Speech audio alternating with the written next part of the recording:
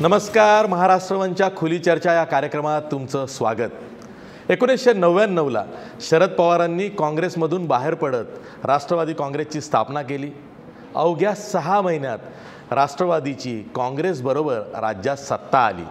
त्यानंतर 2014ला राष्ट्रवादीनं काँग्रेसचं सरकार पाडलं. 2014ची निवडणूक ही राष्ट्रपती राजवट राज्यात असताना झालेली आहे, कारण पृथ्वीराज चव्हाण यांचं सरकार राष्ट्रवादीनं खाली खेचलं होतं. त्यानंतर त्या निवडणुका झाल्या. सध्या 15 वर्षात पहिल्यांदा असं होतं आहे की राज्यात राष्ट्रवादी काँग्रेस सत्तेत नाही आहे. आणि आताचा जो काळ आहे राष्ट्रवादीचा, त्यामुळंच तो संक्रमणाचा स्थित्यंतराचा काळ आहे. यावेळी पक्ष संघटनेची मोठी जबाबदारी सुनील तटकरे यांच्यावर आली आहे. सुनील तटकरे हे राष्ट्रवादी काँग्रेसचे प्रदेशाध्यक्ष आहेत. आज आपल्या खुली चर्चामध्ये खुद्द सुनील तटकरे आहेत. सर, महाराष्ट्र वनमध्ये तुमचं स्वागत आहे. जसं मी आता म्हणालो, राष्ट्रवादी काँग्रेस एका फेजमधून दुसऱ्या फेजमध्ये चालली आहे. सत्ता नाही आहे. अशावेळी कार्यकर्त्यांना सांभाळणं, पक्ष संघटना टिकवून ठेवणं हे किती जिकरीचं आहे? एक असं आहे की आपण सुरुवात करत असताना जे म्हणालात की पृथ्वीराज चव्हाणांचं सरकार आम्ही खेचलं खाली, निर्व्यातपणाने पूर्णपणाचं चुकीचं आहे. पाठिंबा काढला होता सरकारचा 2014 त्याची पार्श्वभूमी सांगतो. 2014च्या विधानसभेच्या निवडणुकीला आम्ही एकत्रित जावं अशी राष्ट्रवादी काँग्रेस पक्षाची प्रामाणिकपणाची भूमिका होती. प्रदेश राष्ट्रवादी काँग्रेस पक्षाचा अध्यक्ष म्हणून त्या चर्चेतला मी एक महत्त्वाचा घटक होतो. 23 तारखेला वर्षा बंगल्यावरती आमची चर्चा झाली आणि त्याच्या अगोदर आमची सह्याद्रीला बैठक झाली होती. त्याला मोहन प्रकाशही होते. याही बैठकीला मोहन प्रकाश, प्रफुल्ल पटेल, मी, अजितदादा, काँग्रेसकडून माणिकराव ठाकरे असे सगळे नेतेमंडळी त्या ठिकाणी होती. आणि जवळपास संख्यांच्या आसपास आम्ही कदाचित एकमताला आलोही असतो, परंतु काही मतदारसंघ बदलून पाहिजेत असं आम्ही सांगितलं. काँग्रेसनी फार हुशारीने आमच्याकडे कुठले मतदारसंघ बदलून पाहिजे त्याची मागणी केली. आम्ही थोडंसं भोसटपणाने त्यांच्याकडे यादी दिली. आम्हाला वाटलं सरळपणाने सगळी चर्चा चालली. त्यानंतर पृथ्वीराज चव्हाण जे कराडला गेले ते 2 दिवस आलेच नाहीत. आणि आपण काढू शकता शोधून 27 तारीख ही अर्ज भरण्याची शेवटची दिवस होती. 25 तारखेपर्यंत काँग्रेसकडून कुठलाही प्रतिसाद मिळाला नाही. त्यावेळेला निवडणुका स्वतंत्रपणाने लढण्याचा निर्णय राष्ट्रवादी काँग्रेस पक्षाने घेतला. ज्यावेळेला आपण विधानसभेच्या निवडणुका स्वतंत्र लढतो त्यावेळेला त्या कालावधीमध्ये सरकारमध्ये एकत्रित राहण्यामध्ये काही स्वारस्य नव्हतं, कारण आमच्यावरती आरोप झाला असता की तुम्ही विधानसभा स्वतंत्र लढता आणि सरकार मात्र त्या ठिकाणी ठेवताय आणि सत्तेसाठी तुम्ही महिनाभराची सत्तेसाठी सुद्धा तुम्हाला आज एवढं सरकारपासून बाजूला जाण्याची भूमिका त्या ठिकाणी घेता येत नाही. म्हणून आम्ही राज्यपालांच्याकडे गेलो आणि आम्ही आमच्या मंत्रिमंडळाचा जो काही पाठिंबा दिला होता तो काढला. तर सरकार आम्ही त्यांचं खाली खेचलं नाही. उलट पृथ्वीराज चव्हाण राज्याचे मुख्यमंत्री त्यावेळेला कराड विधानसभा मतदारसंघातून ते पहिल्यांदा निवडणूक लढवणार होते. काँग्रेस राष्ट्रवादीच्या आघाडीपेक्षा त्यांना त्यांच्या विधानसभेची निवडणूक अधिक महत्त्वाची वाटली की काय मला माहीत नाही. आज मी काय भाष्य करू इच्छित नाही, कारण आता आम्हाला सोबत पुढे महाराष्ट्रामध्ये निवडणुकीला सामोरं जायचं आहे. परंतु सुरुवातीला मी एवढ्यासाठी ते सांगितले की आम्ही त्यांचं सरकार पाडलं ही वस्तुस्थिती खोटी. एकत्रितपणाने निवडणुका न लढण्याचा निर्णय काँग्रेसच्या नाकर्तेपणाने घेतल्यावर आमच्यासमोर दुसरा कुठला पर्याय नव्हता, म्हणून ती भूमिका घ्यावी लागली. हे खरं आहे. खुली चर्चाच्या पहिल्या भागामध्ये त्यांनीच हा किस्सा सांगितला की त्यांचं सरकार शरद पवारांनी कसं पाडलं. कोणाचं? त्यांचं पृथ्वीराज चव्हाणांनी. मी सांगतो ना, राज्यपालांच्याकडे ज्या वेळेला आम्ही गेलो त्यावेळेला मी प्रदेश राष्ट्रवादी काँग्रेस पक्षाचा अध्यक्ष म्हणून गेलो. त्याचबरोबर ते माझ्यासोबत विधिमंडळाचे नेते अजितदादा पवार होते. मी सांगतो ना त्याचा इतिहास. सरकार केव्हा गेलं? आम्ही ज्या वेळेला भूमिका घेतली संध्याकाळी 8 वाजता पत्रकार परिषदेमध्ये राष्ट्रपती भवनला की आता आम्हाला काँग्रेसच्या प्रतिसाद न मिळाल्याच्यामुळे निवडणुका स्वतंत्र लढायला लागतात, त्यावेळेला आम्ही पाठिंबा काढायला गेलो. स्वाभाविकच आहे. पृथ्वीराज चव्हाण सोयीने बोलतात. पृथ्वीराज चव्हाण 4 वर्षाच्या कारभारात त्यांनी काय केलं बघा. 99 साली आम्ही स्वतंत्र निवडणुका लढवल्या, काँग्रेसपासून फारकत घेऊन लढवल्या. त्यामुळे त्या निवडणुकीत युती म्हणजे शिवशाहीचं सरकार होतं. काँग्रेसकडून त्यावेळेला शिवसेना भारतीय जनता पक्षावरती टीका करण्यापेक्षा राष्ट्रवादी काँग्रेस पक्षावरती पवारसाहेबांच्यावरती अधिक टीकेचं लक्ष केलं गेलं. निवडणुकीचे निकाल लागले आणि स्थिती अशी झाली, काँग्रेस 75, आम्ही 58, सेना भाजप जवळपास त्याच्या आसपास. आमच्यासमोर पर्याय होता, कारण आम्ही काँग्रेसपासून फारकत घेतलेली होती. देशात वाजपेयींचं सरकार प्रस्थापित होणार अशी आकडेवारी त्यावेळेला नक्कीच झालेली होती. आमच्या वेळेला त्यावेळेला सुद्धा खूप चर्चा झाल्या की आता आम्ही भाजप, सेना, राष्ट्रवादी काँग्रेस पक्ष असं सरकार करणार की आम्ही काँग्रेसबरोबर जाणार. त्यावेळेला केंद्रात सुद्धा पवार साहेबांना महत्त्वाचं मंत्रिपद दिलं जाईल अशा खूप मोठ्या प्रमाणावरती बातम्या पसरवल्या गेल्या. संशयाचं वातावरण तयार केलं गेलं. पवार साहेबांनी स्पष्ट भूमिका घेतली की ज्या पुरोगामी सिद्धांतावरती आज आपण पक्षाची स्थापना केली त्या विचारापासून आपल्याला फारकत घ्यायची नाही. एक वेळ देशात सत्ता आपल्याला मिळाली नाही तरी चालेल, पण राज्यात आपल्याला शाहू फुले आंबेडकरांची सामाजिक समता जपायची असेल तर आपल्याला काँग्रेसबरोबर गेलं पाहिजे. त्याच्यामुळे आमची आणि काँग्रेसचं सरकार त्या ठिकाणी आलं. त्यानंतर विलासरावजी मुख्यमंत्री झाले, सुशीलकुमारजी झाले, पुन्हा विलासरावजी झाले, पुन्हा अशोक चव्हाणजी झाले, परत अशोक चव्हाणजी झाले. या कालखंडात कुठेही आघाडीमध्ये कुरबुरी होत्या, पण कुठेही संघर्षाचं वातावरण आलं नाही. हे आल्यापासून संघर्षाचं वातावरण सुरू झालं.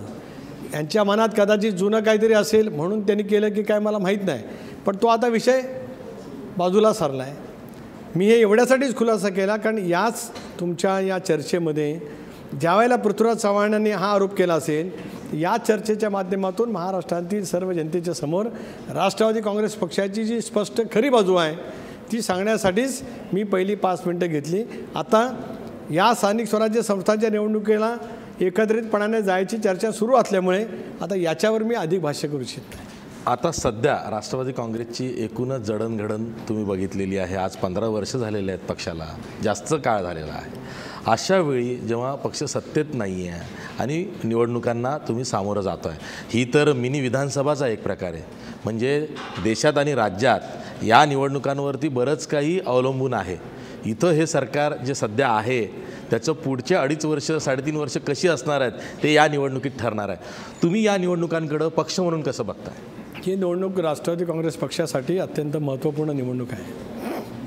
पक्षाची स्थापना झाल्यापासून ज्या निवडणुका झाल्या 2002, 2007, 2012 या जिल्हा परिषद आणि महापालिका, 2001, 2006, 2011 आणि 2016 ह्या नगरपालिकेच्या निवडणुका, या 4पैकी 3 निवडणुका आम्ही सरकारमध्ये होतो. पहिली अशी निवडणूक आहे ज्यावेळेला आम्ही देशात आणि राज्यात सत्तेवरती नाही आहोत. 2014मध्ये आम्हाला सत्तेपासून दूर व्हावं लागलं.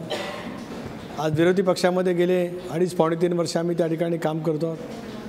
एका बाजूला सक्षम विरोधी पक्षाची भूमिका विधिमंडळात आणि विधिमंडळाच्या बाहेर बजावत असतानाच पक्षाचे संघटन मजबूत करण्याचं काम आज माझ्यावरती विश्वासाने पवारसाहेबांनी सोपवलेलं आहे. मध्ये एक टप्पा झाला 162 नगरपालिकेच्या निवडणुकीचा. खूप असं वातावरण निर्माण केलं की भारतीय जनता पक्षाला खूप मोठ्या प्रमाणावरती यश मिळाले. पण वस्तुस्थिती आपण लक्षात घेतली पाहिजे की 2014च्या लोकसभेच्या निवडणुकीच्या निकालाने देशातल्या राजकारणाचे संदर्भ पूर्णपणाने बदलले. संबंध देशाच्या, केवळ आपल्या महाराष्ट्राच्या नव्हे तर देशाच्या.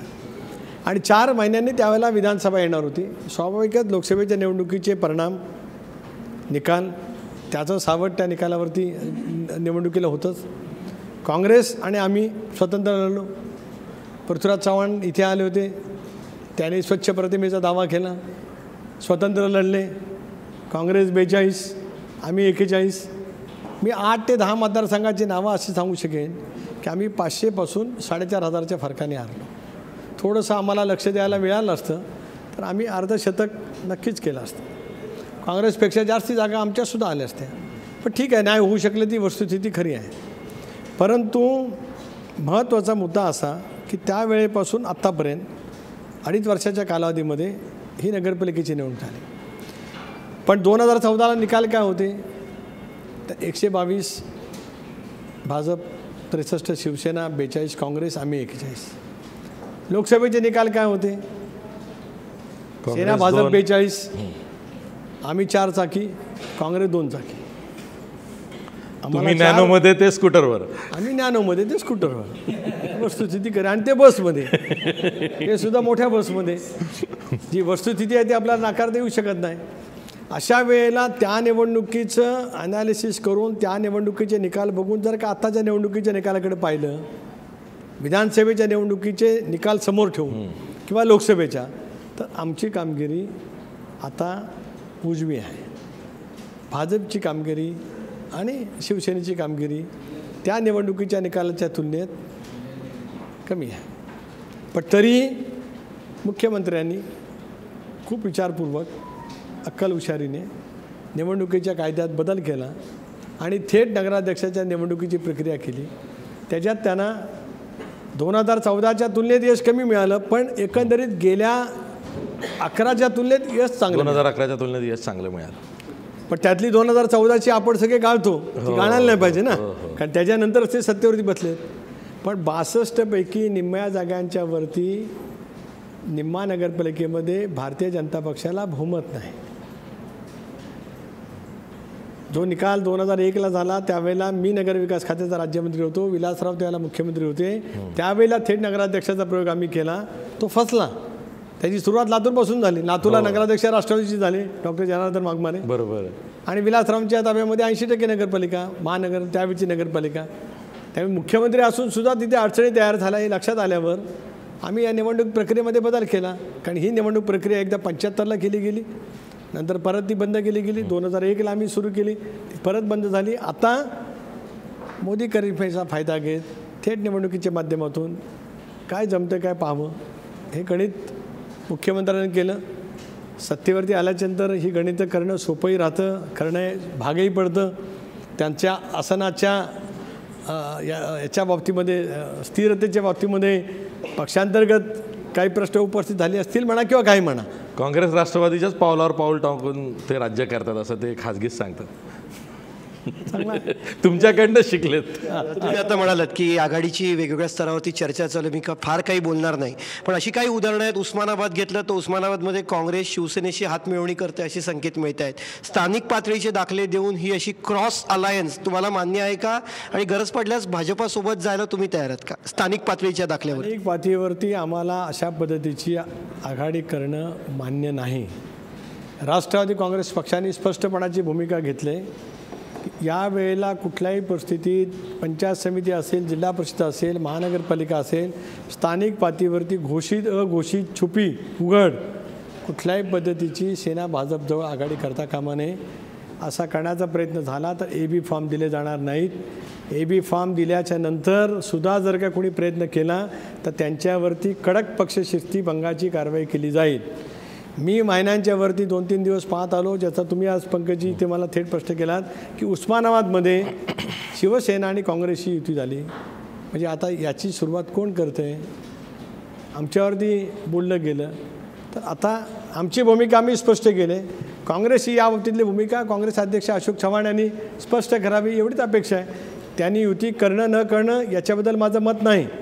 पण नेहमी जे बोलण्याचा प्रयत्न केला की राष्ट्रवादी काँग्रेस पक्षाने सत्तेसाठी स्थानिक स्वराज्य संस्थेमध्ये अशा आघाड्या केल्यात. आमची भूमिका ठाम आहे की आता AB फॉर्मही नाही आणि AB फॉर्म घेऊन कोणी केली तर त्याच्यावरती तत्काळ पक्षावरती कारवाई होईल. हिथं तर अगोदरच घोषित होते. त्यामुळे काँग्रेसची काय याच्यातली भूमिका स्पष्ट करावी. तटकरे साहेब, 10 महापालिकांच्या निवडणुकांमध्ये मुंबईकडे आपण जास्त लक्ष देतो कारण सगळ्यांचं लक्ष असतं त्याच्याकडे. पण 99 नंतर राष्ट्रवादीची अशी फार काही तिथे चांगली स्थिती नाही मुंबईची. आणि 2014 नंतर तर मुंबईतलेच नेते अमृतमुरीवर आलेले अनेक चिन्ह आहेत. कारण संजय दिना पाटील आणि नवाब मलिक यांचे पिस्तूल घेऊन अशा काही गोष्टी घडलेल्या आहेत. मला वाटत नाही का की मुंबईकडे फारशा राष्ट्रवादीचे नेते लक्ष देत नाहीत कारण तिथे फारच पिछेहाट होते मुंबईत. एक खरं आहे की 99 सालापासून ते 2017पर्यंत यामधल्या कालावधीमध्ये मुंबईमध्ये आम्हाला फारसं यश मिळालं नाही. एक संजय दिना पाटील यांचा अपवाद सोडला, तेवढी जागा आम्हाला 2009ला मिळाली होती संसदेची. तदनंतर विधानसभेच्या निवडणुकीमध्ये आम्ही 3 जागांच्यावरती पोचलो होतो, किंवा 2 जागा होत्या किंवा 3 जागा होत्या. त्यामुळे फारसं यश आम्हाला मिळालं नाही कारण आम्ही काँग्रेसबरोबर होती त्यावेळेला निवडणुका लढवत होतो. स्वाभाविकपणाने खूप मतदारसंघ आमच्या काय वाटेला मिळत नव्हते.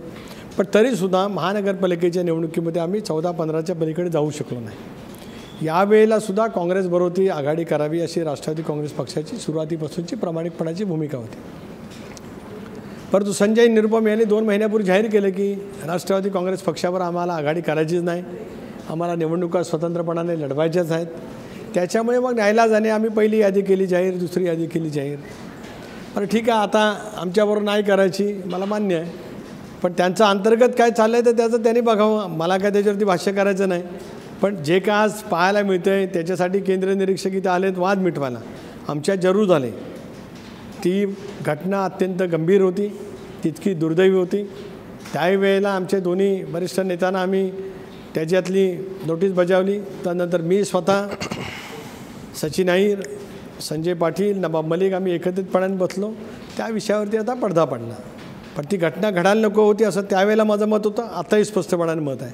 त्यामुळे जे काय राष्ट्रवादी काँग्रेस पक्षाची ताकद आज मुंबईमध्ये आहे, ती ताकद घेऊन आम्ही या निवडणुकीला आम्ही सामोरं जात आहोत.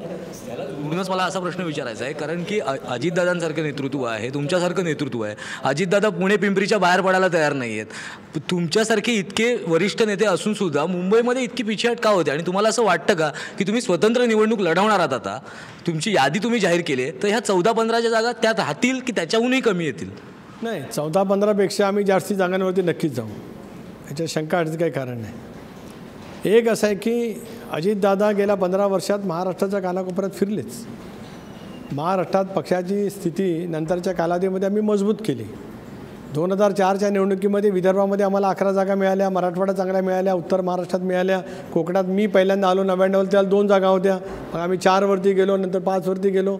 आम्ही काय जिल्हा परिषदेमध्ये सुद्धा त्या ठिकाणी सत्तेवरती आलो. महाराष्ट्रामध्ये आमचा विस्तार पाया हा वाढला.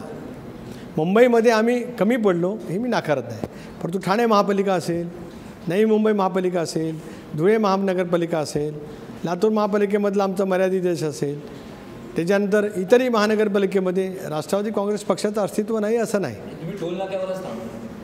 ठीक आहे ना, मुंबईमध्ये मला मान्य आहे, मुंबईमध्ये आज आमची शक्ती कमी आहे. मुंबईमध्ये आम्हाला फारसं त्या ठिकाणी अधिक पक्ष बळकट करता आला नाही. ही वस्तुस्थिती मी अमान्य करत नाही, जी स्थिती आहे ती मान्य आहे. पण याचा अर्थ राज्यात आज असा आहे, मगाशी आशिषजींनी मला विचारलं ते खरं आहे, एक फेजमधून पक्ष जातो आहे आणि एका निवडणुकीच्या निकालाने परिणाम होत असतात. ही स्थिती प्रत्येक राजकीय पक्षामध्ये येत असते. आज सत्तेवरती आलेल्या भारतीय जनता पक्षाची 84 साली दुचाकी होती लोकसभेत, आज सत्तेवरती आलेच ना. शेवटी प्रदीर्घ वाटचाल करण्यासाठी तुम्हाला कार्यकर्त्यांची ताकद घेऊन, पक्षाची विचारसरणी घेऊन लोकांच्यामध्ये जावं लागत असतं. लोकशाहीमध्ये जी भूमिका तुमच्यावरती बजावण्याची संधी पाळी येते, ती भूमिका घेऊन तुम्हाला काम करावं लागत असतं. आज आम्ही विरोधी पक्षामध्ये आहोत, लोकांनी आम्हाला विरोधी पक्षामध्ये बसवलं आहे. स्वाभाविकपणाने विरोधी पक्षाची भूमिका घेऊन आम्हाला काम करायचं आहे. सुनीलजी, तुम्ही आता आघाडीबद्दल बोललात. युती आणि आघाडीबद्दल आपण खूप वेळा बोलत असतो, पण या आघाडीमध्ये सगळं काही आलबेले असं चित्र दिसत नाही आहे. ज्या वेळेस पृथ्वीराज चव्हाण याच खुली चर्चामध्ये आले होते त्यावेळेस त्यांनी एक गोष्ट सांगितली होती, तो म्हणजे या आघाडीमध्ये सध्या विश्वासाचा अभाव आहे. त्याचं एक उदाहरण त्यांनी दिलं होतं, ते म्हणजे 2014ला ज्यावेळेस भाजपला सर्वात जास्त यश मिळालं, शिवसेना भाजप एकत्र येतील की नाही याबद्दल जेव्हा चर्चा होत होत्या, रंगत होत्या, त्यावेळेस राष्ट्रवादी काँग्रेस असा पक्ष होता ज्यांनी पहिल्यांदा भाजपला पाठिंबा दिला होता आणि तो पाठिंबा तुम्ही अजूनही काढला नाहीत असं काँग्रेसचं म्हणणं आहे. आणि म्हणून त्यांना कळत नाही आहे की भाजप बरोबर राष्ट्रवादी आहे की राष्ट्रवादी काँग्रेस बरोबर आहे. राष्ट्रवादी म्हणताय आम्ही विरोधात आहोत, पण खरंच विरोधात आहेत की नाही आहेत? त्याच्यामुळे विश्वासाचा प्रॉब्लेम आहे काँग्रेस आणि राष्ट्रवादीमध्ये. पृथ्वीराज चव्हाण कराडच्या राजकारणाच्या बाहेर जातच नाहीत. ते दीर्घकाळ संसदेमध्ये राहिलेत, राज्याचे मुख्यमंत्री राहिले. त्यांना एक लक्षात आलं पाहिजे, आम्ही पाठिंबा दिला, नाकारला नाही. पाठिंबा घोषित करताना प्रफुल्ल पटेलांबरोबर मी होतो. निकाल काय लागले? 122 भाजपा, 63 शिवसेना, 42 आम्ही, 41 ते इतर छोटे मोठे पक्ष, कोण 2, 3, 4 अपक्ष काहीतरी. त्यावेळेला भारतीय जनता पक्ष आणि शिवसेना वेगळे होते. दिल्लीमध्ये सुद्धा पहिल्यांदा निवडणूक झाली त्यावेळेला केजरीवालांचं सरकार आलं, त्यावेळेला सुद्धा अशी स्थिती झाली, काँग्रेसनी पाठिंबा दिला नाही. देशाच्या राजधानीत त्यावेळेला राष्ट्रपती राजवट आली, 6 महिन्यांनी विधानसभा आल्या. देशाच्या आर्थिक राजधानीमध्ये सुरुवातीलाच अस्थिरतेचं वातावरण निर्माण होऊ नये म्हणून आम्ही पाठिंबा दिला. महिनाभर विरोधी पक्षनेता शिवसेनेचा राहिला. आपल्यापैकी काही जण त्यावेळेला कदाचित विधानसभेचं वार्तांकन करण्यासाठी आले असतील तर मी आठवण करून देतो. सभागृहामध्ये विधानसभेमध्ये त्याला मी परिषदेच्या गॅलरीत बसलो होतो सभेवरती. दिवसाच्या कार्यक्रम पत्रिकेवरून शिवसेनेने आदल्या दिवशी त्यांचं मॅच फिक्सिंग झाल्याप्रमाणे नाटक केलं. मी जबाबदारीने बोलतो आहे. विश्वासदर्शक ठराव मांडायच्या वेळेला शिवसेनेने बहिष्कार टाकला. ठराव मांडला गेला, होयचं बहुमत एवढंच झालं. मतं मागली गेली नाहीत, कोण तटस्थही विचारलं गेलं नाही, कोणी कोणाचा पाठिंबा विचारलं गेलं नाही. हा एक भाग. 1 महिना शिवसेना विरोधी पक्षात राहिली. एकनाथ शिंदे विरोधी पक्षनेते म्हणून मराठवाड्याच्या दौऱ्यावर गेले, उद्धव ठाकरे गेले, 50,000 रुपये एकरी मागणी केली. सत्ता नाही घेतली तर कदाचित काय बाजूला होईल की काय म्हणून शिवसेना सत्तेमध्ये आली. त्या क्षणाला आमचा त्या सरकारचा पाठिंबा असलेला विषय संपला. पृथ्वीराज चव्हाणांनाच आमच्याबद्दलचा संशय तयार करायची जास्ती घाई आहे नेहमीच.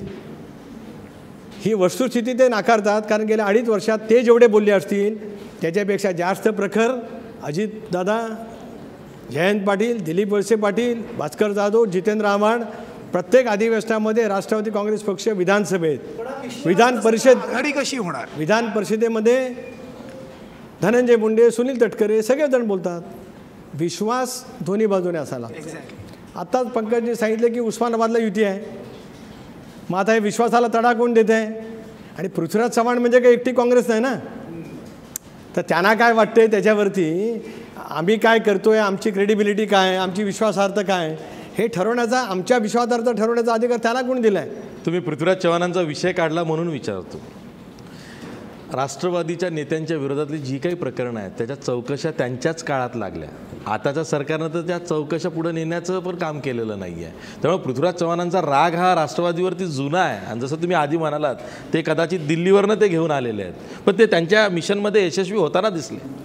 एक असं आहे की पृथ्वीराज चव्हाणांचा विषय मी नाही काढला, मग अशी तुम्ही काढलात, त्यांनी काढला, ते इथे येऊन बोलले म्हणून. मला ते काय बोलतात याला फारसं महत्त्व द्यायचं नाही. पण एक स्वाभाविक प्रश्न असा आहे, त्यामुळे राष्ट्रवादी काँग्रेसला फटका बसला हे नाकारून चालणार नाही. आम्हाला काय, त्यांना किती बसला ते बघा ना. या देशात आणि राज्यात सत्ता घेऊन जन्माला आले असं ज्यांना वाटत होतं ते 42वरती राहिले. तुम्ही जाहिराती काय पाहिलं त्यावेळेला? स्वच्छ प्रतिमेचं त्यांची सही बघितली आम्ही. बघितली ना. किती जागा आल्या? 42. आम्हाला किती? 41. म्हणून मी मगाशी म्हटलं की अशा 8 ते 10 जागा मी दाखवीन की जिथे आम्ही 500पासून नबाबची सीट घ्या, आमच्या रश्मी बागलची सीट घ्या, गणेश नायकांची सीट घ्या, राजकुमार पटेलची सीट घ्या. अशी कितीतरी नावं तुम्हाला मी देईन की आमच्या सीट कमी मताने, कमी फरकाने पडल्या. शेखर निकमची सीट घ्या. त्याच्यामुळे हे जे घडलं याचा फटका राष्ट्रवादीला जरूर बसला, पण काँग्रेसलाही जरूर बसला. ते ज्या वेळेला सांगत आले की आमच्यामुळे झालं, लोकसभेला काय झालं मग? आमच्यापेक्षा जास्त जागा ते लढले, 27 जागा लढले, आम्ही 21 जागा लढलो. आम्ही लाट होती, मोदी लाट होती. त्यांच्यासाठी सोयीनी मोदी लाट. त्या मोदी लाटेतसुद्धा सुनील तटकरे 2100 मताने पडला. 2400 मतदान केंद्र, जिथे भोवतालच्या सगळ्या मतदारसंघात रत्नागिरी, मावळ, ठाणा, मुंबई या सगळ्या मतदारसंघात शिवसेना भारतीय जनता पक्ष 1.5 लाखाच्या फरकापासून 5 लाखाच्या फरकापर्यंत निवडून येत होती.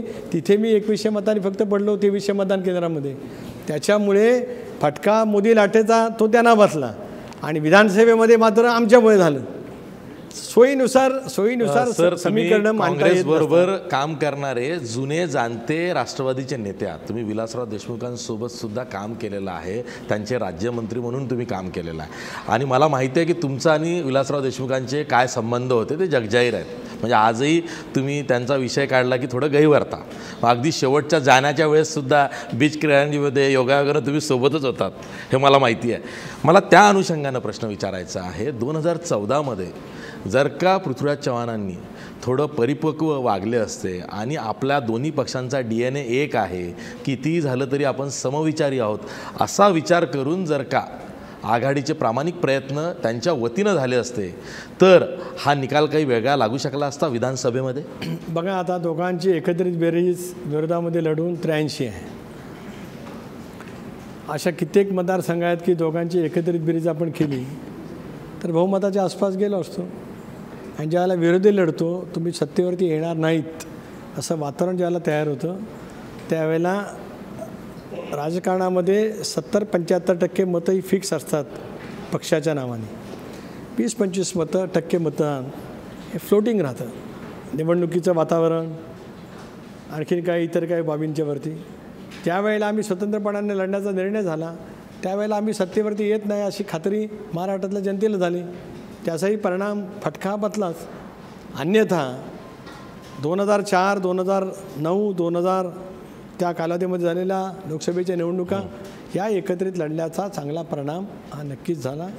आज जे काही सत्ता या ठिकाणी आपल्याला दुसरी पाहायला मिळते आहे त्याचं सोप्या भाषेत उत्तर मी आता मगाशी दिलेल्या कॅल्क्युलेशनमध्ये दिलेलं आहे. त्यामुळे आता हे इथे सत्तेवरती येण्यामध्ये कोण कारणीभूत आहेत ते आपण ओळखू शकता. राष्ट्रवादीचा पसारा खूप मोठा आहे, कारण जवळपास 14 वर्ष राष्ट्रवादीनं राज्यात सत्ता उपभोगली आहे. काही चुकाही राष्ट्रवादीनं केल्या, त्याही आता नडतायत. अशा अनेक प्रश्न आहेत ज्यांची उत्तरं आपल्याला सुनील तटकरे यांच्याकडनं घ्यायची आहेत. पण ब्रेकनंतर पुन्हा भेटूया ब्रेकनंतर.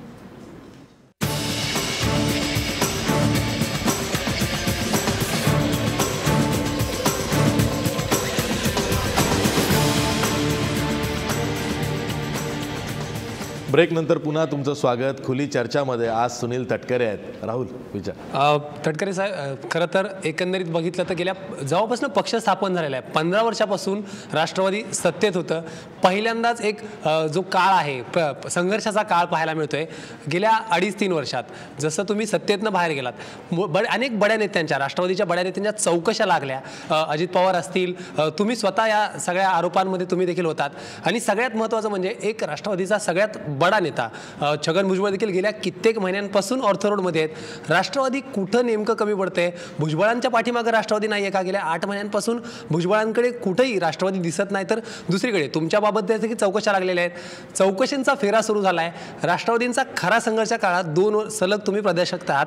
कशा पद्धतीने या सगळ्यांकडे तुम्ही बघताय? 2014मध्ये विद्यमान सरकारने आमच्या विरोधामध्ये चौकशी घोषित केली.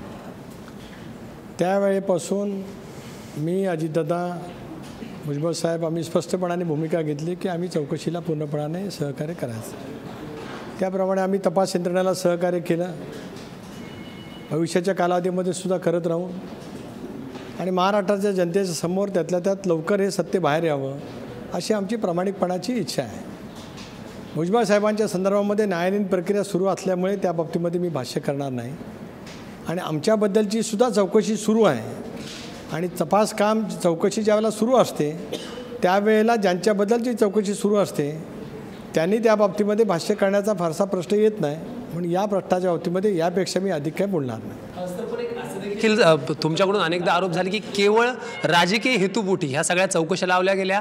पण जसं की सरांनी सांगितलं की हे सगळ्या चौकशा पृथ्वीराज चव्हाणांच्याच काळात लागल्या होत्या. या सरकारने फक्त त्याचं पुढं न्यायचं काम केलंय. सरकार ज्या पद्धतीनं आरोप झाले की राजकीय हेतूने सगळं होतंय, मग ते तर तुमच्याच काळात झालं होतं. या सगळ्यामध्ये काहीतरी तथ्य असं वाटतंय. किरीट सोमय्यांनी देखील अनेकदा आरोप केलेले, अंजली दमन यांनी या सगळ्यातले कागदपत्र देखील दिलेले आहेत. ही सगळी पुढं सुरू आहे. राष्ट्रवादींमध्ये जाणीवपूर्वक केवळ राजकीय हेतूने सगळं झालं असं वाटतंय. मी तेच सांगतो की आता चौकशी सुरू आहे. त्यामुळे चौकशी सुरू असताना मी त्याच्यावरती अजिबात भाष्य करणार नाही. चौकशीला पूर्णपणाचं सहकार्य आम्ही यापूर्वी केलं, याच्या पुढेही करत राहू. आणि त्याच्यातले निष्कर्ष आहे ते लवकरात लवकर महाराष्ट्रातल्या जनतेसमोर यावेत एवढी आमची माफक अपेक्षा आहे. सर, या चौकशांमुळं किंवा छगन भुजबळ यांना तुरुंगवास होण्यामुळं राष्ट्रवादीविषयीचं किंवा त्या विरोधातलं जे परसेप्शन लोकांमध्ये तयार झालेलं आहे ते घालवता घालवता राष्ट्रवादीच्या नेत्यांना नाकीनऊ येतं असं वाटत नाही? एक असं आहे की जसं निवडणुकीच्या निकालाच्या नंतर प्रत्येक राजकीय पक्षाच्या राजकीय जीवनामध्ये अशी एक तऱ्हेचा फेज येत असतो, काळ येत असतो. राष्ट्रवादी काँग्रेस पक्षासाठी सुद्धा हा एक तऱ्हेचा तो काळ आहेच. त्याच्यात आज आम्ही सत्तेवरती नाही आहोत. मी बाब स्पष्ट केली की एकेकाळी भारतीय जनता पक्षाची सुद्धा ती स्थिती होती. आता काँग्रेस तरी देशात कुठे सत्तेवरती आहे? देशाच्या संसदीय लोकशाहीच्या इतिहासात काँग्रेसला 50पेक्षा कमी जागा मिळाल्याची पहिली निवडणूक आहे. 200च्या खाली एकदा काँग्रेस आली तर त्याच्याबद्दलची किती चर्चा झाली. आता तर 50च्या खाली देशात काँग्रेस आले. त्यामुळे असे क्षण प्रत्येक पॉलिटिकल पार्टीच्या याच्यामध्ये येत असतात. शिवसेनेच्या वाटचालीमध्ये सुद्धा असे अनेक क्षण आले की ज्यावेळेला शिवसेना अत्यंत नगण्य नंबरवरती आली. याचा अर्थ काय तो पक्ष किंवा तो विचार संपला अशातला का भाग नाही. या उलट आम्हाला पवारसाहेबांसारखं एक मोठं नेतृत्व आहे ज्या नेतृत्वाने आपल्या संसदीय कारकिर्दीची 50 वर्षे पूर्ण केली. या देशात 50 वर्ष अबाधितपणाने संसदीय कारकिर्दीची पूर्ण करणारे 2 नेते, एक करुणानिधी पण त्यांनी केवळ विधानसभा पाहिली, दुसरे शरद पवार साहेब. विधानसभा, विधान परिषद, लोकसभा, राज्यसभा अखंडपणाने अपराजित असं नेतृत्व या देशामध्ये पवारसाहेबांच्या रूपाने आहे, ज्यांना सर्व क्षेत्राचं पूर्णपणाने माहिती आहे, सखोल ज्ञान आहे, आंतरराष्ट्रीय प्रश्नाची सुद्धा त्यांना जाणीव आहे. असं नेतृत्व आज आमच्या पक्षाला आहे. ठीक आहे, निवडणुकीचे निकाल येतात जातात. 2004 2009 भाजप सेनेचे सुद्धा तसेच निकाल आले. 2014ला निकाल बदलले. 2009च्या विधान आता पाहिलं आपण 2004ला त्याला इतकं इंडिया शायनिंग होतं की लोकांना असं वाटलं की परत इंडिया येईल, पण नाही झालं तसं. त्यावेळेला UPAचं सरकार आलं 2004ला. 2009ला परत सामोरं जाताना असंच वाटलं होतं की परत इंडियाचं सरकार येईल की काय, पण नाही. या देशातील सुविधा जनता, ही लोकशाही प्रगल्भ आहे, त्याच्यातनं निकाल येतील. हां, आमच्यासाठी आमची कसोटी घेणारा, आमच्या सर्वांचीच राज्यपातळीवरती ज्यांना पवारसाहेबांनी राज्यपातळीवरती नेतृत्व करण्याची संधी दिली, कारण आम्ही आपापल्या मतदारसंघाचे आणि जिल्ह्याचे नेते होतो. आम्हाला पवारसाहेबांनी राज्यामध्ये मंत्री केलं, स्थिरता दिली, राजकीय स्थैर्य दिलं, विभाग चांगले काम करण्यासाठी डेव्हलपमेंटचे दिले. त्याच्यातून आज आम्ही राज्यपातळीवरचे नेते म्हणून गणले जातो. सर्वात मोठी फळी राष्ट्रवादीकडे आहे. नक्कीच आहे ना.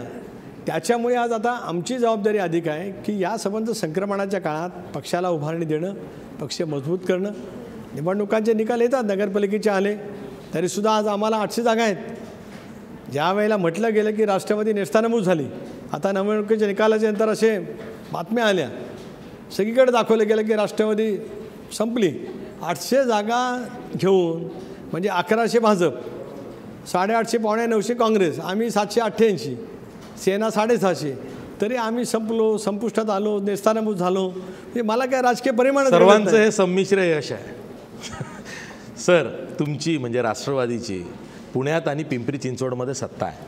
आमची पुण्याची ब्युरो चीफ आहे प्राची कुलकर्णी, तिला पुण्याच्या संदर्भात एक प्रश्न तुम्हाला विचारायचा आहे. प्राची,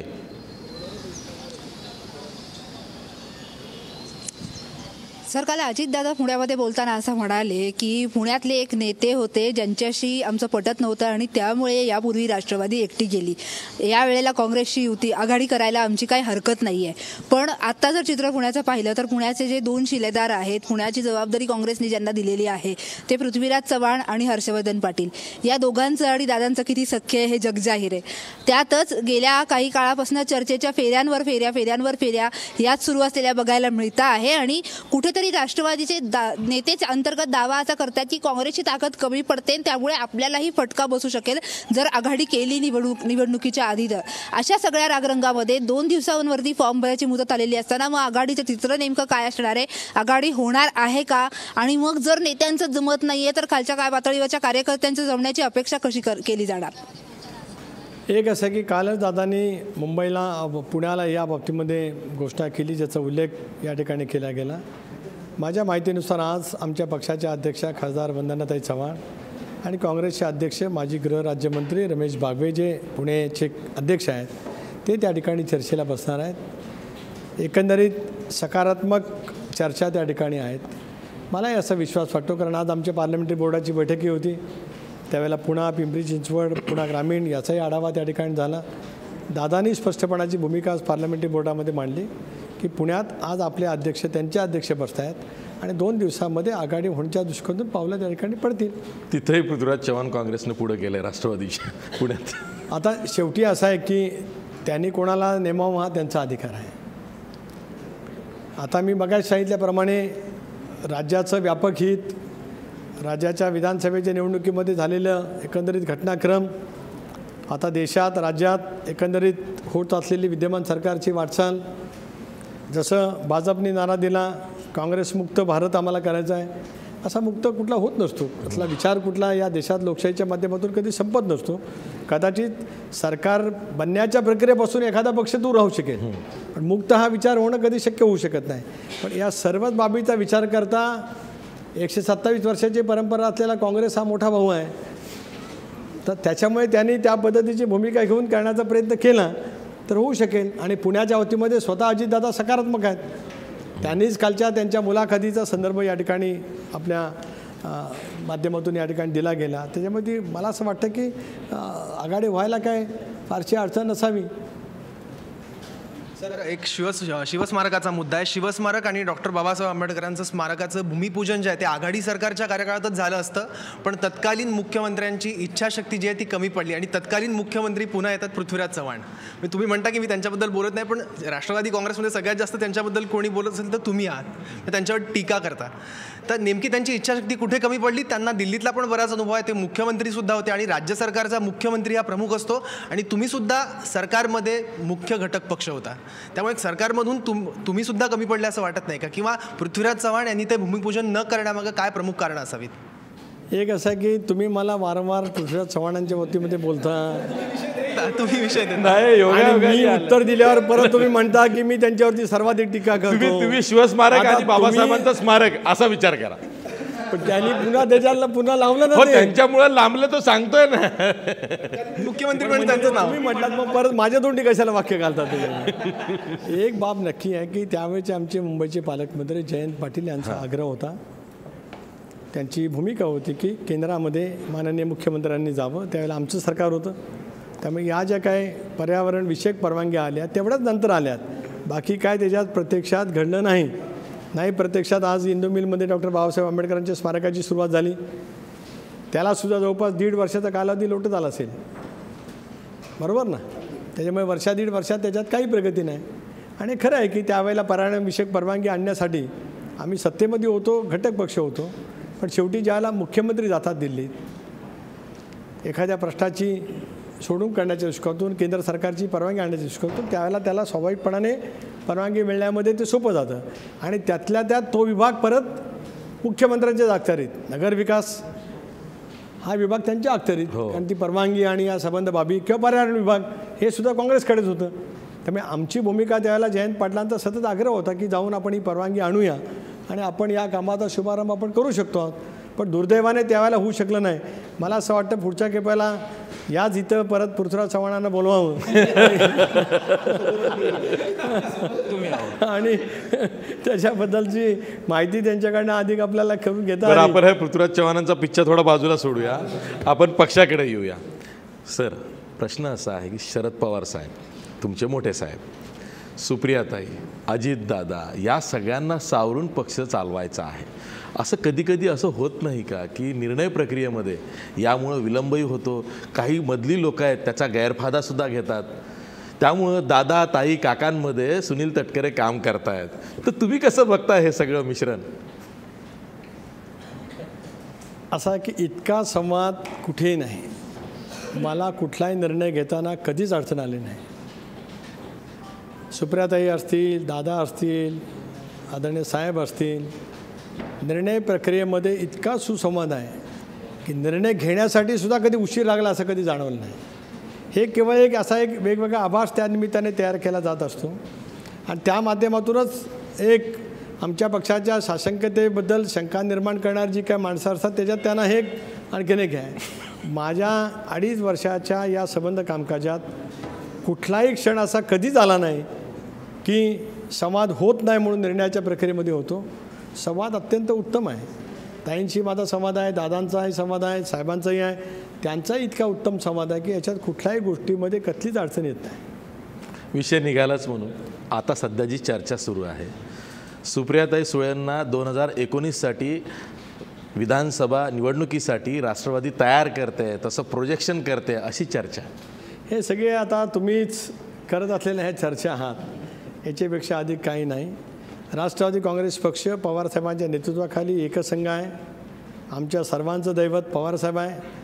आगामी येणाऱ्या निवडणुकीसाठी लोकसभाची असो विधानसभेची असो आम्ही आत्तापासून लक्ष केंद्रित करतो आहोत. पण त्याच्या आधी ह्या जिल्हा परिषद आणि महानगरपालिकेच्या निवडणुका आहेत. हे आमच्या सर्वांच्यासाठी सुद्धा एक तऱ्हेचे टेस्ट केस आहे, आमच्या सर्वांची कसोटी आहे. ठीक आहे, मी सांगितलं ना की आज सत्तेवरती भाजपा आहे, सेना आहे आणि मग अशा या प्रतिकूल परिस्थितीमध्ये ज्यावेळेला आपण लढत असतो त्यावेळेला आपली निर्णय क्षमता, लोकांच्यामध्ये आज आपण केलेलं काम, जनतेला संघटित करण्याच्या दृष्टिकोनातून करायचे परिश्रम, कार्यकर्त्यांच्या मनामध्ये सुद्धा तिकीट प्लॅटफॉर्मवरून निर्माण झालेले समज गैरसमज, उमेदवारीवाना निर्माण झालेले समज गैरसमज, या सगळ्या कसोटीच्या प्रक्रियेमध्ये सर्वांना जावं लागतं. आज भाजप सेनेमध्ये सुद्धा असंच आहे. म्हणजे शेवटी कुठल्याही पक्षामध्ये ही प्रक्रिया चालतच असते. पण मला विश्वास आहे की आम्हाला या निवडणुकीमध्ये आम्ही आमचा प्रभाव नक्कीच राखू. सर, माझा एक प्रश्न होता. आता मोठ्या प्रमाणात मराठा मोर्चा आणि एका साईडला बहुजन क्रांती मोर्चा, म्हणजे बहुजनांचा वर्ग आणि मराठा वर्ग, हा त्याचा राष्ट्रवादीवरती काही परिणाम होतोय का असं तुम्हाला वाटतं का? एक तर सकल मराठा समाजाने महाराष्ट्रामधले जे मोर्चे काढले त्या सगळ्या सकल मराठा समाजाला मी मनापासून धन्यवाद देतो की इतक्या शांततापूर्ण वातावरणात इतक्या लाखोंच्या संख्येने स्वातंत्र्याच्या नंतरच्या इतिहासात कधीही मोर्चे निघाले नाही. शांतपणाने निघाले. महिलांचा युवतींचा सहभाग लक्षणीय त्याच्यामध्ये ठरला. एकही वाक्य नाही आणि जाताना एकही कपटा रस्त्यावरती पडणार नाही याची खबरदारी इतक्या शिस्तप्रिय पद्धतीने ते केले गेले. त्यांची मागणी होती की त्यांना आरक्षण मिळालं पाहिजे. बहुजनांचे मोर्चे निघत आहेत, ठीक आहे, तेही एका शिस्तीमध्ये निघत आहेत. आरक्षण मोर्चे निघाले, तेही निघाले. या संबंध मोर्चांच्यामुळे राजकीय काही निकाल वेगवेगळे लागले असं बोलणं म्हणजे त्या मोर्चाच्या मूळ हेतूवरती शंका घेण्यासारखं होईल. सकल मराठा समाजाचा मोर्चा हा त्यांच्या मागण्यासाठी सीमित होता, तो राजकीय हेतूने बिलकुल नव्हता. ज्या वेळेला संबंध राज्यातील इतके मोर्चे आपण पाहिले तर 10 लाखापासून 20 लाखापर्यंत सहभाग त्या मोर्चांच्यामध्ये राहिला. त्याच्यामुळे तो मोर्चा राजकीय हेतूने केला गेला असं म्हणणं त्या संबंध मोर्चेकरांच्यावरती एकतरीचा अन्याय करण्यासारखं. पण भाजपनं दावा केला की मराठा मोर्चांमुळं त्यांना निवडणुकीत फायदा झाला. असं आहे, त्यांनी काय दावा करावा काय करू नये. माझी स्वच्छ भूमिका आहे की मोर्चा आणि राजकारण याचे संबंध आणू नये. तो आणल्यास त्यांच्या मूळ हेतूबद्दल आपण काहीतरी वेगळा विचार करतो असं होऊ शकेल. मराठा समाजाच्या भावना ज्या शांतताप्रिय वातावरणामध्ये त्या ठिकाणी मांडल्या गेल्या, मी सांगितलं ना की देशाच्या इतिहासात राज्याच्या सोडा देशाच्या स्वातंत्र्याच्या नंतरच्या इतिहासात इतक्या मोठ्या संख्येने सलग मोर्चे कुठल्या भ्रष्टाच्या बाबतीमध्ये निघाले नाहीत आणि इतक्या शांततेच्या वातावरणामध्ये. अशा वेळेला त्याची राजकीय चर्चा करणं अन्यायाचं ठरेल. महापालिका निवडणुकांकडे तुम्ही मगाशी म्हणाला होतात की ठाण्यामध्ये आमची ताकद आहे, ठाण्यामध्ये राष्ट्रवादी काँग्रेस, पण ठाण्यामधल्या पण काही कुरबुरी समोर आलेल्या आहेत गेल्या काही महिन्यांमध्ये. म्हणजे देवराम भोईर यांच्यासारखा 4-4, 5-5 टर्म जिंकलेला नगरसेवकसुद्धा शिवसेनेत प्रवेश करतात. अनेक नगरसेवक शिवसेनेत प्रवेश करत आहेत. ठाण्यामध्ये जितेंद्र आव्हाड, वसंत डावखरे, गणेश नाईक यांच्यामध्येच नेत्यांमधल्याच कुरबुरी वाढल्या आहेत आणि त्याच्यामुळे पक्ष सोडून गेलेले नगरसेवक पण जास्त आहेत. कोकणामध्ये सुद्धा नुकतंच रमेश कदमांनी सुद्धा याच कारणामुळे राष्ट्रवादी काँग्रेस पक्ष सोडला. त्याच्या आधी विधानसभा निवडणुकीच्या आधी उदय सामंतसारखा तरुण आमदार सुद्धा राष्ट्रवादी काँग्रेस सोडून गेला होता. या सगळ्या गोष्टींना तुम्ही कशी उत्तरं शोधताय? कारण ठाण्यामध्ये आजही आत्ताची परिस्थिती अशी की राष्ट्रवादी काँग्रेस खिळखिळी होती. याच्याकडे कसं बघताय तुम्ही? एक असं आहे की काही जणांनी निवडणुकीच्या तोंडावरती सत्तांतर केलं हे आम्ही नाकारत नाही, परंतु ठाण्याच्या निवडणुकीच्या आता महानगरपालिकेच्या निकालाच्या नंतर आपल्याला स्पष्टपणाने पाहायला मिळेल मागच्या वेळेला जेवढ्या जागा आम्ही मिळवल्या होत्या तेवढ्या तर आम्ही निश्चितपणाने टिकूच, कदाचित त्याच्याहीपेक्षा जास्ती जागा आम्ही नक्कीच निवडू. आता देवराम भोईर, संजय भोईर तर विरोधी पक्षनेते होते. सव्वा वर्ष त्यांच्या नेतृत्वाखाली पक्षाने महापालिकेमध्ये काम केलं. आता निवडणूक घोषित झाल्यावर त्यांना साक्षात्कार झाला अचानक की त्यांच्या कामात हस्तक्षेप होतो. वर्षभर काम करत असताना कधी आला नाही. त्याच्यामुळे पक्षांतर करणारी माणसं जाताना काहीतरी कारणं त्यांना सांगावे लागत असतात. मी भाजपात सत्तेमध्ये गेलो, शिवसेनेमध्ये सत्तेमध्ये गेलो असं सांगणं कधीच शक्य नसतं. त्यामुळे ज्या पक्षापासून फारकत घेत असतो त्या पक्षाबद्दलची टीकाटिप्पणी केल्याशिवाय लोकांच्या समोर उजाळ माथ्याने जाता येत नाही अशी सोयीस्कर समजूत घेऊन काही मंडळी जात आहेत. पण तो आता लगेच आपला निकाल पाहायला मिळेल. सर, ठाणे महापालिकेमध्ये आघाडी होते ना काँग्रेस राष्ट्रवादीची, ती कशी होते? ती कोणत्या टर्म्स अँड कंडिशनवर होते? ती जी आघाडी होते ती व्यवस्थितरित्या जागा वाटपाची चर्चा झाली. एकतर स्थानिक पातळीवरती झाली. काँग्रेसचे त्या जिल्ह्यातले असलेले प्रभारी नारायण राणे यांच्या उपस्थितीमध्ये सुद्धा आमच्या दोन्ही पक्षांच्या नेत्यांची बैठक त्या ठिकाणी झाली. आजही आमच्या राज्य पार्लमेंटरी बोर्डामध्ये ठाण्याचे जितेंद्र आव्हाड असतील, गणेश नाईक साहेब त्या ठिकाणी होते, आमचे अध्यक्ष त्या ठिकाणी होते, आमदार त्या ठिकाणी होते, डावखरे साहेब होते. आम्ही या संबंध आघाडीच्या झालेल्या चर्चेचा तपशीली जाणून घेतला आणि मला असं वाटतं येत्या 2-3 दिवसात आघाडीची आम्ही अधिकृत घोषणा करू. हेच सांगायचं होतं की मार्ग काढायचा जर का ठरवला ना तर निघतो. नारायण राणेंनी कसा काढला तसा पृथ्वीराज चव्हाणांनी काढला नाही, म्हणून त्यांचं नाव वारंवार आलं. हे मला तुम्हाला सांगायचं होतं. आपण पुन्हा एक ब्रेक घेणार आहोत. ब्रेक नंतरही काही प्रश्न आहेत जे आपल्याला सुनील तटकरे यांना विचारायचे आहेत. भेटूया ब्रेक नंतर.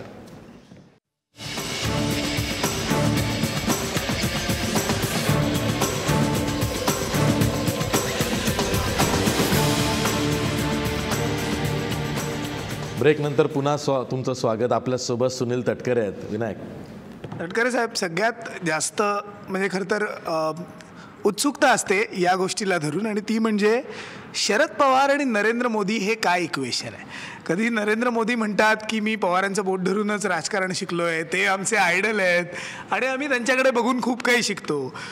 त्यावेळेस पवारसाहेब काय बोलत नाहीत, पण नंतर मग कधीतरी थट्टा करतात या सगळ्या प्रकरणाची. काय नेमकं हे इक्वेशन काय आहे पवार आणि मोदी? एक असं की मी मगाशी सांगितल्याप्रमाणे की पवार साहेबांच्या 50 वर्षाच्या राजकीय जीवनात त्यांचे सर्वच विविध राजकीय पक्षांशी अत्यंत जवळचे संबंध राहिले. उदाहरणार्थ बाळासाहेब ठाकरे आणि पवारसाहेबांची मैत्री जगजाहीर आहे.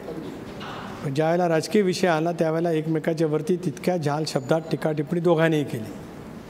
त्यामुळे व्यक्तिगत संबंध आणि राजकीय विषय हे पूर्णपणाने भिन्न आहेत. तसं पाहिलं तर चंद्रशेखर आणि पवारसाहेब यांचे संबंध चांगले राहिले. एस.एन. जोशी साहेबांचे संबंध चांगले राहिले. फारुख अब्दुल्ला आणि फारुख अब्दुल्ला पवारसाहेब यांचे संबंध, जयललिता हयात नाहीत त्यांचे आणि पवारसाहेबांचे संबंध राजकीयदृष्ट्या चांगले राहिले.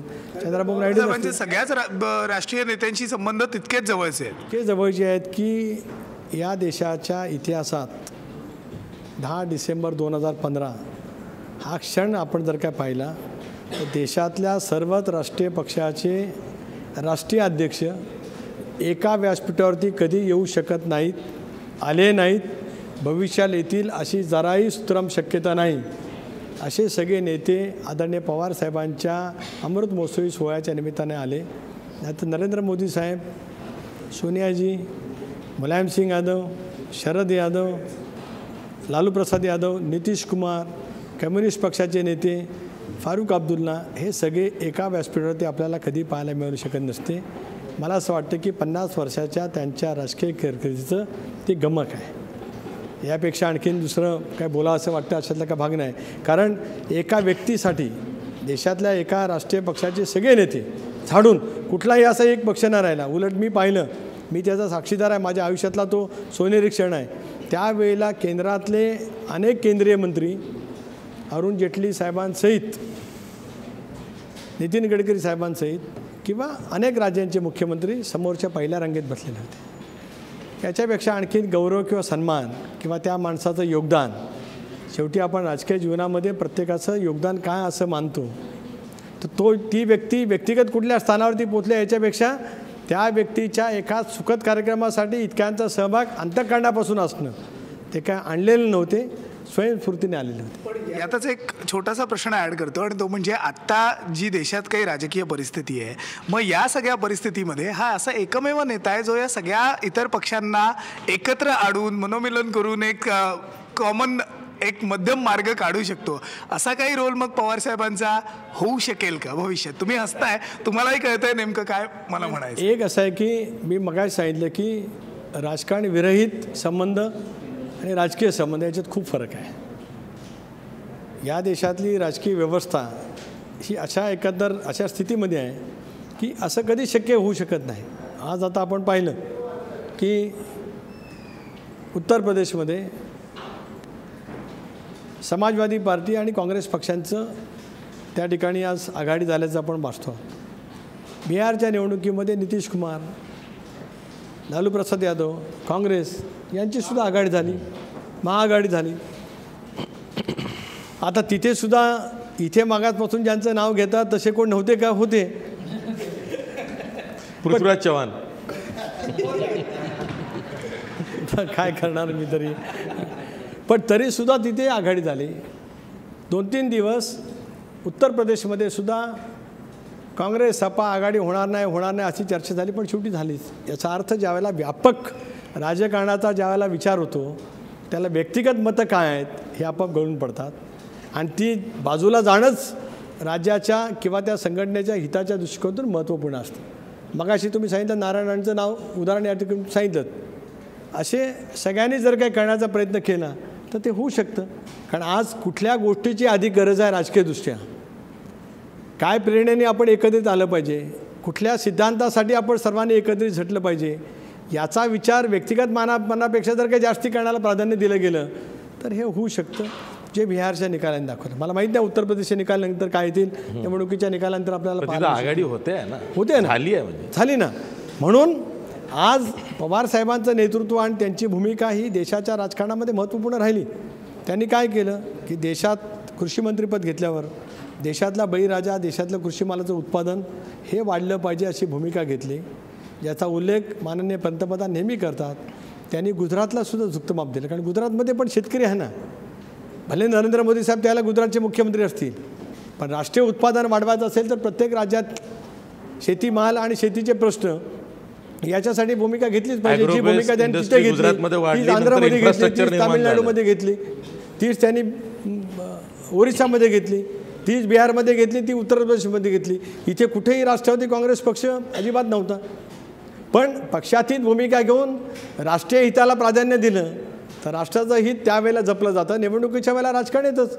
आता निवडणुका आहेत, आता सर्वाधिक टीका एकमेकांच्यावरती परस्पर पद्धतीने होऊ शकते, पण याचा अर्थ तीच टीका घेऊन पुढचे 5 वर्ष राजकारण करणं असं होत नसतं. आणि देशामध्ये एक प्रगल्भ राजकारण आहे, त्यातल्या त्यात महाराष्ट्रामध्ये अधिक प्रगल्भ राजकारण आहे, सुसंस्कृत राजकारण आहे.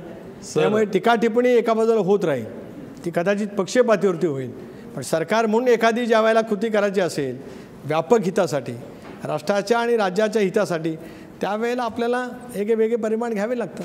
तटकरे साहेब, पिंपरी चिंचवडमध्ये तुमची सत्ता अनेक वर्षांपासून आहे, किंवा तिथली महापालिकेमध्ये जे काही इन्फ्रास्ट्रक्चर तयार झालेलं आहे त्याचा गवगवा राष्ट्रवादीनं नेहमीच केलेला आहे. पिंपरी चिंचवडमध्ये बघा कशा सोयी सवलती आम्ही दिलेल्या आहेत, ती आमची महापालिका आहे असं गर्वानं अजित पवार सांगतायत. तिथलाच एक प्रश्न घेऊन आमची रिपोर्टर आहे अश्विनी सातोडोके, तिला काही विचारायचं आहे. अश्विनी, गेली 15 वर्ष सलग पिंपरी चिंचवडमध्ये राष्ट्रवादीची सत्ता आहे. एक विकास जो आहे इन्फ्रास्ट्रक्चरचा तो झालेला दिसतोय, पण राष्ट्रवादीची दहशतसुद्धा पिंपरी चिंचवडमध्ये राहिलेली आहे. अनेक नगरसेवकांवरती गुन्हे दाखल आहेत आणि सध्या परिस्थितीमध्ये राष्ट्रवादीचे जे चेहरे होते त्यांनी पक्षांतर केलेले आहे. भाजपकडे एक मोठा जो म्हणजे विद्यमान नगरसेवक असतील, नेते असतील, आझम पानसरे आहेत त्याच्यामध्ये, ज्या महेश लांडगेंना जो पाठिंबा जो मिळत होता राष्ट्रवादीला, किंबहुना राष्ट्रवादीतनं ते आले होते, ते सुद्धा भाजपकडे गेलेले आहेत. या सगळ्याचा फटका पिंपरी चिंचवडमध्ये राष्ट्रवादीला कितपत बसेल तुम्ही कसं पाहता? कारण की एकीकडे वर्ग जो आहे तो आता या सगळ्याला स्थानिक लोक जे आहेत, बाहेरचं म्हणजे गावकी भावकीचं राजकारण जे आहे ते पिंपरीमध्ये चालतं, बाहेरून येणाऱ्या लोकांची संख्या वाढलेली आहे आणि लोक या कारभाराला कंटाळलेली आहेत. याबद्दल काय सांगाल? पिंपरी चिंचवडची जनता कारभाराला बिलकुल कंटाळलेली नाही. पिंपरी चिंचवडची जनता राष्ट्रवादी काँग्रेस पक्षाने अजितदादाच्या नेतृत्वाखाली केलेल्या विकासावरती खुश आहे. खरं आहे की आमचे महत्त्वाचे सहकारी पक्षात नाहीत, पण काय पाहिलं आपण, परवा शिवसेना आणि भारतीय जनता पक्षाच्या युतीची चर्चा झाली. कोण चर्चा करत होतं? तर राष्ट्रवादीमधून गेलेले लक्ष्मण जगताप, महेश लांडगे आणि आझम पानसरे. शिवसेनेकडनं कोण करत होतं? तर शिवाजीराव आढळराव पाटील आणि श्रीरंग बारणे, हे सगळेजण राष्ट्रवादीचे. त्याच्यामुळे राष्ट्रवादी काँग्रेस अजितदादा विरुद्ध एक्स राष्ट्रवादी असं ते समीकरण इतर पक्षांना करायचं असेल. निवडणुकीचे निकाल पाहायला मिळतील. राष्ट्रवादी काँग्रेस पिंपरी चिंचवडमध्ये राष्ट्रवादी काँग्रेस पक्षाची एक हाती सत्ता त्या ठिकाणी आहे. शेवटचा प्रश्न, पिंपरी चिंचवडमध्ये तुम्ही म्हणता इन्फ्रास्ट्रक्चरची कामं झाली वगैरे, आत्ता मराठवाड्यामध्ये तुम्हाला नगरपंचायत आणि नगर परिषदेमध्ये मराठवाड्याने तारलं, तुम्हाला सगळ्यात जास्त जागा मराठवाड्यामध्ये आल्या. परंतु गेल्या 15 वर्षात आणि आत्ता देखील विकासाच्या दृष्टीने त्या मानाने मराठवाडा अगदीच पुढे गेलेला नाही आहे. त्या संदर्भात तुमची काय पुढे डेव्हलपमेंटचे काही कामं आहेत का? आणि आता जिल्हा परिषदेच्या तोंडावर राजकीय बंडाळी जी आहे ती मराठवाड्यामध्ये विशेषतः बीडमध्ये झालेली आहे, त्याबद्दल तुम्ही काही तिथे तोडगा काढणार आहात का? एक असं आहे की मराठवाड्याच्या कालबद्ध विकासासाठी आमच्या वेळेला खूप मोठ्या प्रमाणावरती प्रयत्न नक्कीच झाले. आणि आता जर का नगरपालिकेच्या निवडणुकीचे निकाल आपण पाहिले तर राष्ट्रवादी काँग्रेस पक्षाला अत्यंत चांगलं यश मराठवाड्यामध्ये मिळालं. बीडमध्ये असेल, उस्मानाबादमध्ये असेल, काही प्रमाणामध्ये लातूरमध्ये असेल, एका दोन नगरपालिकेमध्ये आम्हाला नांदेडला यश मिळालं, परभणीमध्ये आमचं चांगलं यश मिळालं, जालन्यामध्ये यश मिळालं. आत्ताच्या जिल्हा परिषदेच्या निवडणुकीमध्ये सुद्धा आम्ही चांगलं यश निश्चितपणाने त्या ठिकाणी मिळू.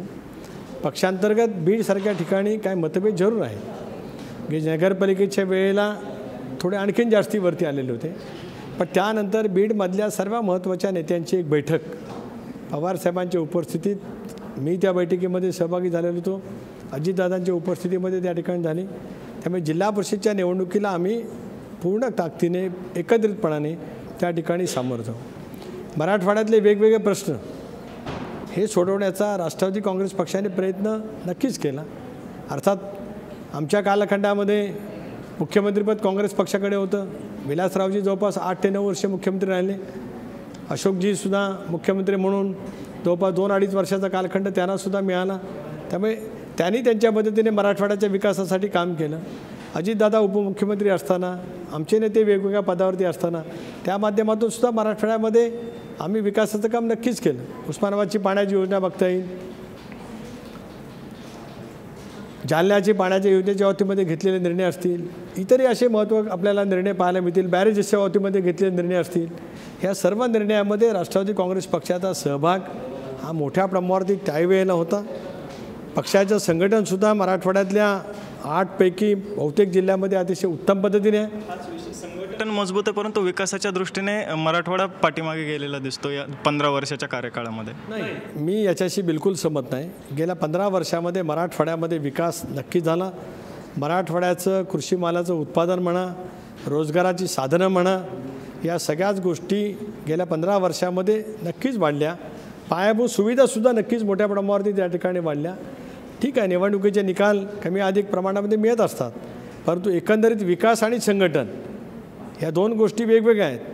सत्तेवरती असताना विकास करणं, संघटनेकडे सुद्धा तितक्याचमध्ये लक्ष देणं. आज आता आम्ही विरोधी पक्षात आहोत, पण मराठवाड्यामध्ये आज एक प्रबळ विरोधी पक्ष म्हणून राष्ट्रवादी काँग्रेस पक्षाचं स्थान औरंगाबादपासून ते उस्मानाबादपर्यंत ठाम आहे. एक पहा तुम्ही आपण की विधानसभेच्या निवडणुकीच्या निकालानंतर मराठवाडा पदवीधर मतदारसंघाची निवडणूक झाली. 4 महिन्याच्या आतच पूर्णपणाने वातावरण भाजपचं होतं. त्यावेळेला आमचे सतीश चव्हाण मोठ्या मताधिक्याने पहिल्या फेरीत निवडून आले. त्यामुळे मराठवाड्यामध्ये आमचं पक्षाची ताकद मोठी आहे. आत्ताही विक्रम काळे त्या ठिकाणी शिक्षक मतदारसंघातली निवडणूक लढत आहेत, चांगल्या मताधिक्याने पहिल्या फेरीत निवडून येतील. याचं कारण असं की संघटनेचं जाळं एक व्यापक अर्थाने आम्ही त्या ठिकाणी बांधलेलं आहे. आता परभणी महानगरपालिका राष्ट्रवादी काँग्रेस पक्षाच्या ताब्यात आहे. शेवटचा प्रश्न, तासाभरात तुम्ही एकदाही मुख्यमंत्री देवेंद्र फडणवीस यांच्याविषयी बोललेला नाही आहात. राज्यात भाजपचं सरकार आहे हे आपण विसरून गेलो तासभर. का राष्ट्रवादी काँग्रेस मुख्यमंत्र्यांवर टीका करत नाही? तुम्ही नावानं त्यांचं घेतलं तर मी कसं काढू? मी घातलं असतं पहिल्यापासून. पण तुम्ही त्यांच्या कारभाराने समाधानी आहात? मी पहिल्यापासून घेतला असतं तर तुम्ही त्या दिशेला नेलं असतं. तुम्ही सुरुवात केलीत, आम्ही आणि काँग्रेस, आमचे आणि काँग्रेसचे मधुर संबंध, मुख्यमंत्री आणि राष्ट्रवादीचे पण मधुर संबंध आहेत अशी चर्चा आहे. त्यामुळंच कारवाईचा बडगा पुढे सरकत नाही. आपण पुन्हा त्या बाबतीमध्ये कृपया बोलणे, कारण माझी स्वच्छपणाची भूमिका त्या ठिकाणी मांडली. मुख्यमंत्री आणि सरकारचा कारभार या बाबतीमध्ये विधिमंडळात आणि विधिमंडळाच्या बाहेर राष्ट्रवादी काँग्रेस पक्षाने पूर्णपणाने भूमिका बजावलेली आहे. सरकारच्या प्रत्येक निर्णयाच्या संदर्भात विधानसभेत, विधान परिषदेमध्ये आम्ही खोलवर जाऊन त्या ठिकाणी चर्चा केली, प्रश्नही मांडले, सरकार काय कुठं चुकते तेही मांडलं. मराठवाड्यातल्या शेतकऱ्यांच्या आत्महत्या, शेतकऱ्यांच्या कर्जमाफीसाठी राष्ट्रवादी काँग्रेस पक्ष विधिमंडळातही लढली आणि विधिमंडळाच्या बाहेरसुद्धा पवारसाहेबांच्या नेतृत्वाखाली आम्ही मोठं जेलभर आंदोलन केलं. त्याच्यामुळे आपण जे म्हणताय तशी वस्तुस्थिती निश्चितपणाने नाही. प्रत्येकजण आपापल्या परीने काम करत असतो. त्या कामाची दखल कुणी कशी घ्यायची ही त्या ठिकाणी असते. एक बाब खरी आहे की आमच्या पक्षाच्या स्थापनेपासून ते आत्तापर्यंत आमच्या पक्षाबद्दल सतत शासनकता कशी राहील याची खबरदारी घेणाऱ्या काही सुप्त शक्ती असतात. त्याच्यामुळे त्याच्यावरती खूप मोठ्या प्रमाणावरती भर ठेवला जातो. पण आम्ही आज आमच्या वैचारिक पायावरती, सिद्धांतावरती मजबूत आहोत. त्या विचाराने आम्ही वैचारिक लढतो आहोत, लढाई करणार आहोत आणि पुढेही करत राहू. राष्ट्रवादी काँग्रेस आणि राष्ट्रवादी काँग्रेसचे नेते लढतायत. आता मिनी विधानसभा निवडणुका लागलेल्या आहेत. त्यामध्ये पुन्हा एकदा राष्ट्रवादी काँग्रेसला आपलं नशीब आजमायचं आहे. 23 फेब्रुवारीला नक्की कळणार आहे की राष्ट्रवादीनं किती तयारी केली होती आणि त्यांना किती यश मिळालं आहे. तुर्तास आपण आज खुली चर्चामध्ये इथेच थांबणार आहोत. पुन्हा उद्या भेटूया नव्या पाहुण्यांसह खुली चर्चामध्ये. तोवर पहा फक्त महाराष्ट्र वन.